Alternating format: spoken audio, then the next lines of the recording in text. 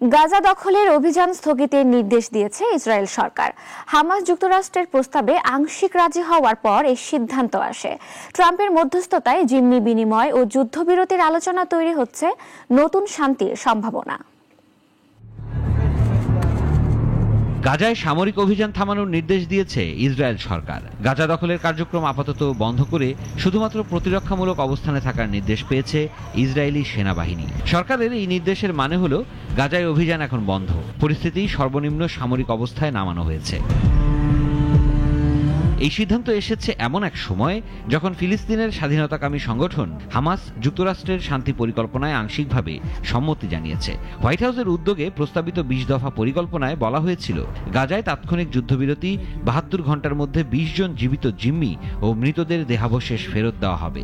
বিনিময়ে ইসরায়েল মুক্তি দেবে গাজায় আটক শত শত ফিলিস্তিনিকে। এর আগে রোববারের মধ্যে নিজের ঘোষিত ২০ দফা যুদ্ধবিরতির চুক্তি মেনে নিতে ফিলিস্তিনি সশস্ত্র গোষ্ঠী হামাসকে আলটিমেটাম দিয়েছিলেন যুক্তরাষ্ট্রের প্রেসিডেন্ট ডোনাল্ড ট্রাম্প। নয়তো হামাসের ওপর নরক নেমে আসবে বলে হুমকি দেন তিনি। তার সতর্কতার পর হামাস জানায় তারা জীবিত ও মৃত সব জিম্মিকে মুক্তি দিতে রাজি, তবে কয়েকটি শর্ত নিয়ে আরও আলোচনা চায়। হামাসের এই সিদ্ধান্তকে স্বাগত জানিয়ে ট্রাম্প বলেন, এটি শুধু গাজার নয়, সমগ্র মধ্যপ্রাচ্যের জন্য ঐতিহাসিক মুহূর্ত হতে পারে।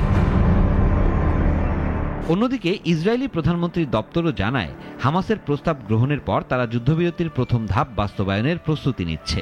রাজনৈতিক বিশ্লেষকরা বলছেন, এমন ঘটনা ইঙ্গিত দেয় বহু মাসের রক্তক্ষয়ী যুদ্ধের পর অবশেষে উভয় পক্ষই কূটনৈতিক সমাধানের দিকে এগোচ্ছে। তবে গাজার ভবিষ্যৎ প্রশাসন ও ফিলিস্তিনিদের রাজনৈতিক অধিকার নিয়ে আলোচনা এখনো চলছে। হামাস জানিয়েছে, এই বিষয়গুলোতেই স্থায়ী শান্তির ভিত্তি গড়ে উঠবে।